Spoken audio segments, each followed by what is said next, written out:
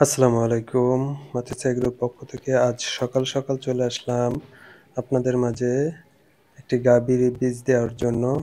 দেখছেন আমাদের ডাক্তার ব্র্যাকের বীজ দিয়ে থাকে।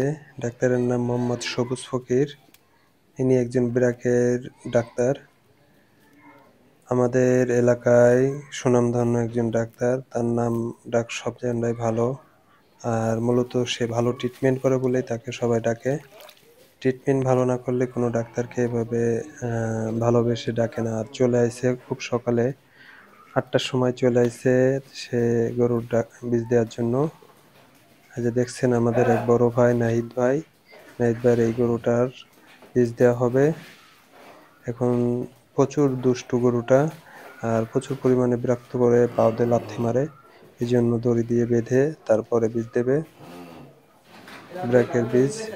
আপনারা যারা আমার এই ভিডিওটা দেখছেন অবশ্যই ফলো দিয়ে রাখবেন এবং আমার এই ভাই সবুজ ভাইয়ের জন্য দোয়া করবেন। সে যেন আরো ভালোভাবে ট্রিটমেন্ট করতে পারে গরুকে। সবাই ভালো থাকবেন। আসসালামু আলাইকুম।